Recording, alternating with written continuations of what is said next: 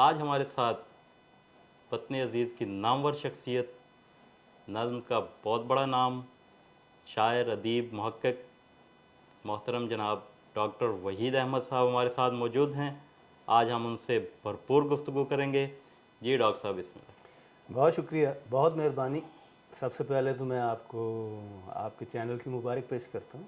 بہت شکریہ۔ Life plus جو ہے کتنا شاندار نام ہے۔ جس طرح آپ زندہ دل ہیں ویسے ہی آپ کا یہ فورم ہے، آپ کے شایان شان ہے یہ نام، آپ کو بہت بہت مبارک ہو۔ سر بہت شکریہ آپ کی آمد کا۔ اچھا ڈاکٹر صاحب، ہمارے ناظرین جو ہیں وہ جاننا چاہیں گے آپ نے ادبی سفر کب اور کہاں سے آغاز کیا آپ نے ادبی سفر کا؟ دیکھیے میں نے سن 1978 سے لکھنا شروع کیا۔ ماشاءاللہ۔ اس وقت میں 19 سال کا تھا۔ ماشاءاللہ۔ تو میں پنجاب میڈیکل کالج میں پڑھتا تھا لائل پور میں، اور سیکنڈ ایئر کا میں اس وقت اسٹوڈنٹ تھا۔ لیکن اس کی جو بیک گراؤنڈ ہے یا اس کا جو پس منظر ہے وہ دراصل میرے اسکول کے جو دن ہیں ان تک جاتا ہے۔ جب ہم لوگ ساہیوال میں تھے سن 1971 سے 74 تک، جی، تو میں اسکول کا طالب علم تھا۔ تو میں فری ٹاؤن ساہیوال میں ہم لوگ رہتے تھے، تو وہاں پہ مجید امجد صاحب رہتے تھے۔ ماشاءاللہ۔ تو 4 سال میں نے انہیں دیکھا اصل میں نا۔ تو ہمیں مجید امجد اس زمانے میں پڑھایا گیا۔ ان کی جو پہلی کتاب ہے شب رفتہ، کیا وہ ہمیں اسکول میں پڑھائی گئی۔ میں ان سے ملا، میں انہیں دن میں 2 دفعہ دیکھتا تھا، میں انہیں 2 دفعہ سلام کرتا تھا۔ تو وہ میرے روحانی استاد ہیں، میرے اندر رہتے ہیں، اور خوش قسمت ہوں کہ میں بہت ہی اپنی اوائل عمری میں ان سے ملا۔ اور دراصل یہ جو تحریک ہے یہ انہی کی دی ہوئی ہے، یہ دین بھی انہی کی ہے، مجید امجد کی ہے۔ تو میٹرک کرنے کے بعد ہم لوگ واپس آ گئے اپنے آبائی شہر لائل پور میں۔ وہاں سے میں نے پھر ایف ایس سی کی pre medical government college university سے، اور پھر میں جب پنجاب میڈیکل کالج میں داخل ہوا 1977 میں، جی جی، تو 78 میں نے لکھنا شروع کیا، اور اس وقت سے لے کے اب تک جو ہے وہ میں لکھ رہا ہوں۔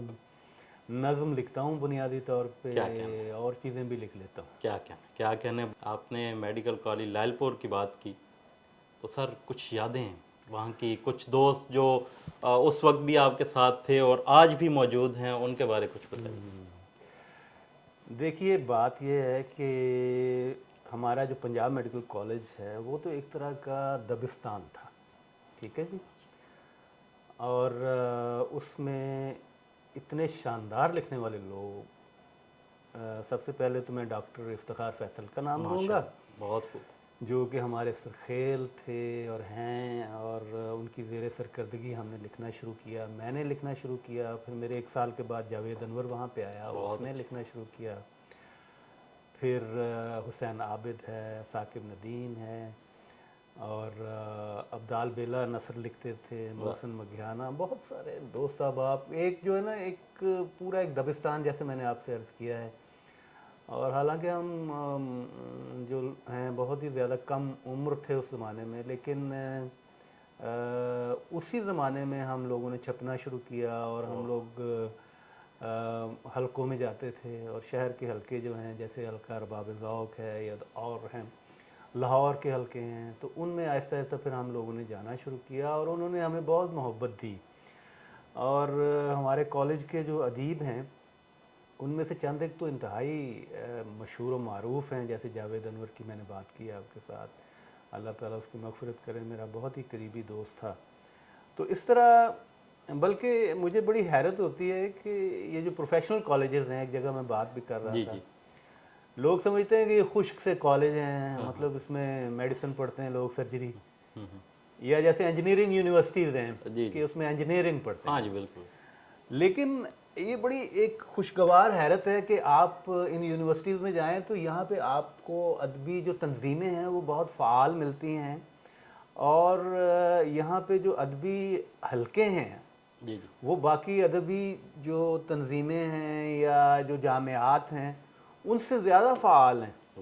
اور یہ بڑی حیرتناک بات ہے. اور صرف یہ شاعر اور ادیب ہی نہیں, مطلب ان میں موسیقار, ان میں رقاص, ان میں مجسمہ ساز, ان میں مصور, یعنی یوں سمجھ لیجیے آپ کے فنون لطیفہ کے جتنے بھی شعبے ہیں ان سے تعلق رکھنے والے لوگ پروفیشنل کالجز میں پائے جاتے ہیں. اور میں نے تو اس کو عملی طور پہ دیکھا, خود میری شاعری بھی اسی ماحول میں شروع ہوئی تھی. واہ واہ, کیا کہنے ہیں ڈاکٹر صاحب, بہت خوب.